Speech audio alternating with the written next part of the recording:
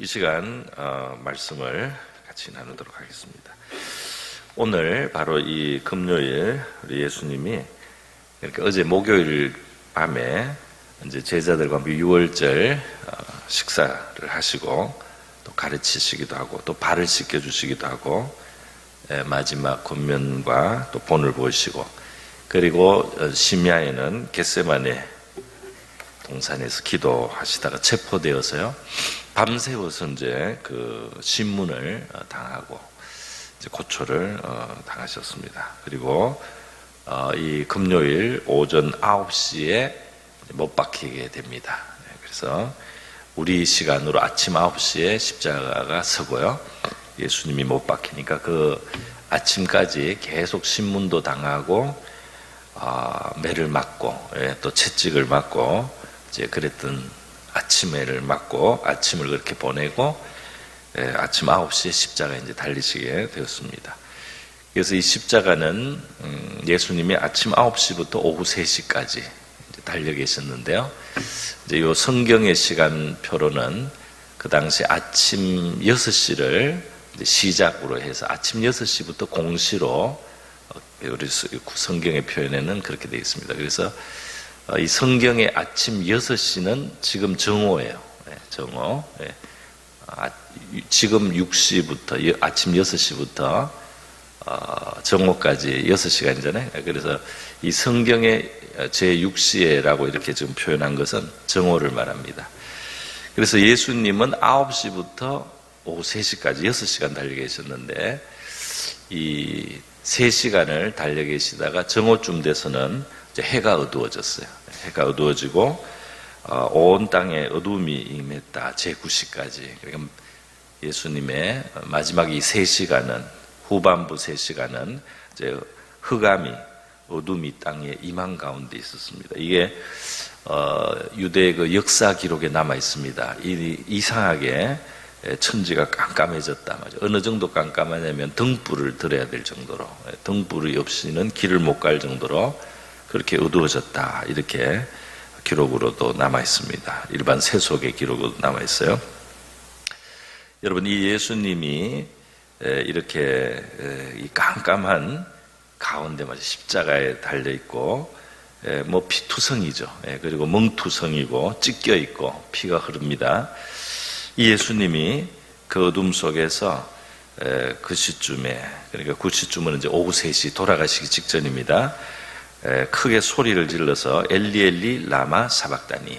엘리라는 말은 나의 하나님이라는 뜻이에요. 나의 하나님 라마 왜 사박타니 왜 나를 버리십니까? 이렇게 이제 부르짖으셨어요. 근데 이 부르짖음은 사실 시편에 이미 나와 있습니다. 다윗의 시에 이미 나와 있고 바로 이 고백은 다윗을 통해서 하나님이 장차 메시아가 이 땅에 오셔서 우리를 위해서 받으실 그 고난의 자리를 미리 예고하신 거예요. 그래서 그대로 시편 그대로 바로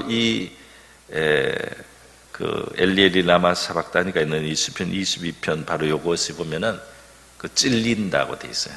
찔리고 수족이 찔리고 이 동물 같은 짐승 같은 이들에게 둘러싸여서 그 상하시는 그 장면이 나와 있는 바로 그 본문입니다.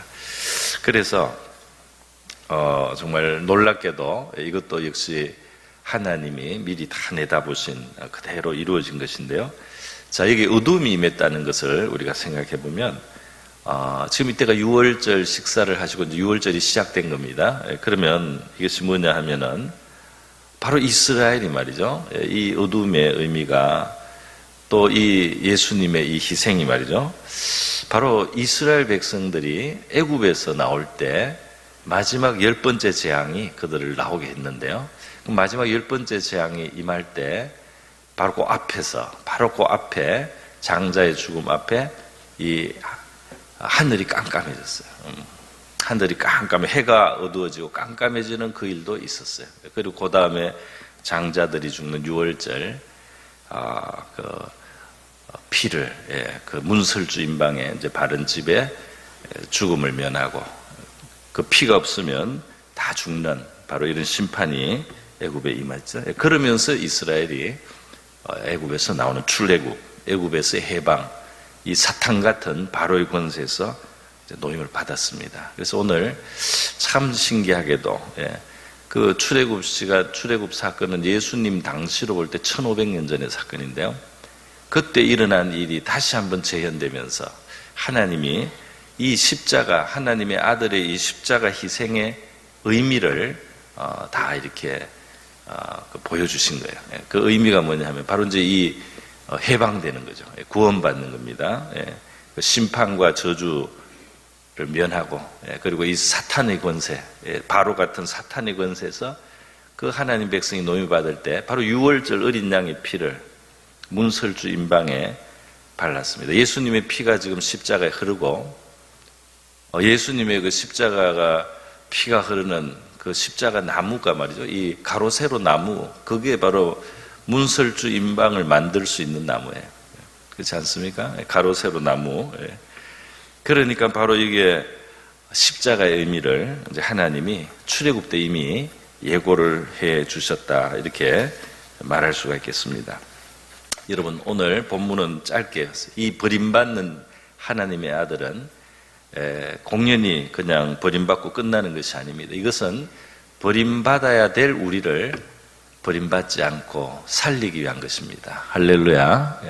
버림받아 마땅한 우리를, 버림받아야 될, 저주를 받아야 될, 심판과 형벌에 들어가야 될 죄인된 우리를 살려주시는 길은 바로 그 하나님의 아들이 우리의 자리에 대신 가시는 거예요. 우리가 받아야 될 하나님의 버림받아 마땅한 죄인의 그 자리에 죄가 없으신 거룩하신 하나님의 아들이 대신 가셔서 거기서 지금 고통을, 또 형벌을, 또 심판을, 저주를, 버림받음을 지금 경험하고 계신 것입니다. 그래서 예수님이 이렇게 버림을 받고, 그것이 바로 희생이죠. 대신 죽는 거, 그게 희생이지 않습니까? 수많은 제사들이 바로 희생, 대신 값을 치르고 죽임을 당하는 바로 이제 바로 예수님 십자가의 예표이죠. 그래서 예수님이 이렇게 이제 죽으실 때, 뒤에 보면은 50절에 보면 다시 크게 소리를 지르고 영원히 떠나신다 그랬어요. 그때 이제 다른 성경 복음서를 보니까 다 이루었다는 말씀을 하셨어요. 우리의 죄값을 다 청산하셨다는, 아마 그런 의미가 이제 담겨 있는 것이죠. 하나님이 하시려고 했던 그 거룩한 아들의 희생, 그것이 있음으로 인류가 구원받고 또는 죄를 사함받을 수 있는 바로 이 놀라운 하나님의 은혜의 계획이 다 이루어졌다는 거예요. 다 이루었다 하시고 영원히 떠나셨어요. 영원히 떠나실 때 그의 생명이 제물이 되신 거예요. 그의 생명이 제물이 되어 영원히 떠나셨습니다. 자, 이렇게 됐을 때 아마 PPT도 있을 것 같은데 51절에 보면 바로 이렇게 제물로 예수님의 생명이 딱 넘어가는 순간 두 가지를 기록했어요. 마태복음에. 첫 번째로는 성소 휘장 위에서부터 아래까지 찢어져 둘이 되었다. 다시 말해서 이 하나님 앞에 가로막혀 있었던 휘장이 찢어지면서 하나님 지성소로, 바로 지성소가 열려버렸습니다. 가장 거룩하신 하나님 앞으로 우리가 바로 트여버렸어요, 길이. 그래서 이 사실이 성소 휘장이 굉장히 두꺼워요. 굉장히 두꺼운 천인데 제사장들만 들어가고 겨우, 그것도 아주 제한된 횟수밖에 못 들어가는 그런 곳이죠. 그런데 그 하나님의 아들의 이 생명의 희생은 너무 값이 크기 때문에 이 동물 제사로 예표하던 때에서 이제는 그 완전한 제사가 드려졌기 때문에 하나님 앞으로 갈 수 있는 길이 활짝 열렸습니다. 죄인들에게도. 그 죄인들도 하나님 앞에 다가갈 수가 있고 얼마든지 나갈 수 있을 만한 그런 큰 희생 제물이 드려졌다 이 말이에요.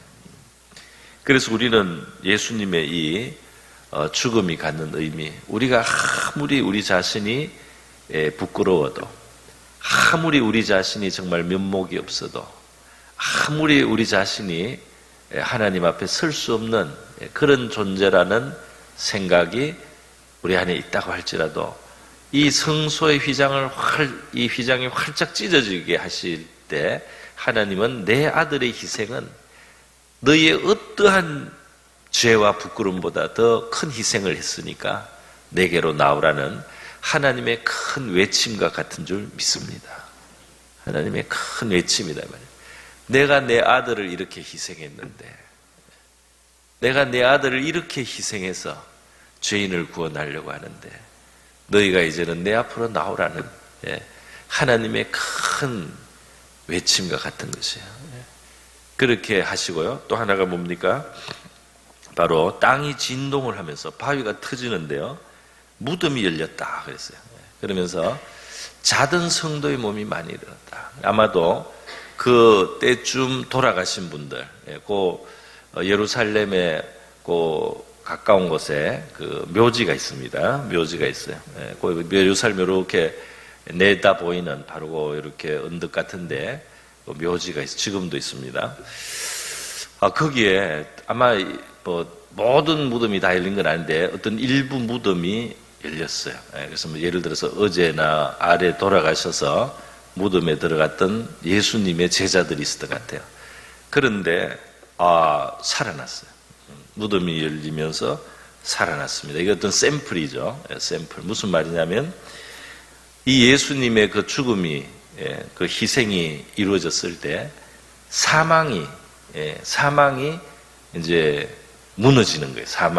사망의 권세가 인간을 죄로 말미암아 사망에 처했던 그 사망의 감옥이 인류를 계속 가둘 수가 없게 되는 거예요.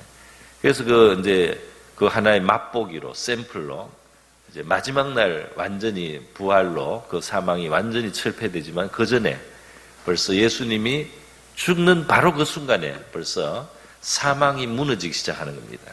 그래서 이 사망에 말하자면 구멍이 나서 이제 언젠가 때가 되면 완전히 무너질 것이라는 것을 이제 예고를 하는 겁니다. 그러면서 죽었던 성도들이 막 무덤이 열리면서 살아났어요. 나사로가 또 살아났었지 않습니까? 물론 이 부활은 이제 완전한 마지막에 어떤 영화로운 그 부활하고는 좀 다른 일시적인 이제 그 부활인 것 같아요. 나사로가 살았듯이 지금 같은 몸으로 아마 다시 살아난 것 같습니다. 그렇게 이 부활이 어쨌든 일어났어요. 그래서 이 사망 권세가 깨졌다. 인류가 영생을 얻을 수 있는 사망보다 더 큰 죽음의 그 값보다 더 큰 하나님의 아들의 희생이 주어져서 이제는 사망에서 자유롭게 하나님이 인류를 건져낼 수 있는 또 그 길이 열렸다는 것입니다. 할렐루야. 이 음부의 문, 사망의 문, 어떤 사람도 빠져나올 수 없는, 헤어나올 수 없는 그런 큰 사망의 권세가 죄로 말미암아 인류를 붙들고 있었는데 그 죄를 청산하는 하나님의 아들의 희생이 드려지니까 그 사망의 권세도 저절로 무너지는 거예요. 그래서 그 샘플로 이렇게 부활이 부분적으로도 일어나서 하나님이 사인을 이제 보내주셨다는 것입니다. 여러분, 예수님의 죽음은 참 장엄하다, 그런 생각을 저는 종종 합니다. 제가 이 인류의 소위 말하는 종교 창시자들이라고 하는 사람들이죠. 무슨 석가나라든지 마호메트라든지 또 심지어 우리 한국의 정산도, 전도 보면 다 병들어 죽거나 식중독으로 죽기도 하고 매 맞아가지고 앓다가 죽기도 하고 그 죽음이 이렇게 예수님의 죽음 같은 이런 장엄한 죽음이 없어요. 그들의 주장은 대단해요. 자기가 하나님이라고 하는 사람도 있고 대단한 주장을 하지만 그 죽음을 보면 예수님 같은 장엄한 죽음은 없습니다. 저는 이것이 하나님이 인류에게 진짜가 무엇인지를 보여주셨다고 생각합니다. 정말 진짜가 무엇인지를 보여주셨어요. 제가 지난번에도 이야기했는데 이것은 정통한 어떤 건 아닌데요. 임금왕자를 제가 최근에 다시 생각했는데 임금왕자가 바로 하늘과 땅 사이의 십자가더라고요. 하늘과 땅을 잇는 십자가가 바로 임금왕자고요. 그 임금왕자 위에 나중에 점이 찍히면 주인주자인데요. 바로 예수님이 승천해서 하늘에 오르셔서 하늘과 땅의 모든 권세를 가지신 만주의 주이신 바로 그 글자, 이 한문도 예수님한테 잘 맞아요. 그래서 만왕의 왕이고 만주의 주이신 그분의 이 죽음과 부활과 승천이 임금왕자하고 주인 주자에 있는 것 같다, 이런 생각을 제가 이제 해봤습니다. 그런데 이 십자가의 죽음, 정말 장엄한 죽음, 하늘과 땅 사이에 어떻게 보면 가장 비참하지만은, 그러나 또 다르게 보면 그 죽음이 가지고 있는 의미와 가치와 목적을 볼 때 이렇게 장엄한 죽음이 없습니다. 할렐루야. 그래서 저와 여러분이 믿음의 눈을 가지고 이 십자가를 바라보면 우리의 마음에 말이죠, 힐링이 일어나요. 이 십자가를 바라보면 우리가 또 진정한 회개도 할 수 있습니다. 이 십자가를 바라보면 우리가 견딜 수가 있어요. 할렐루야. 이 십자가를 바라보면 우리가 소망을 갖습니다.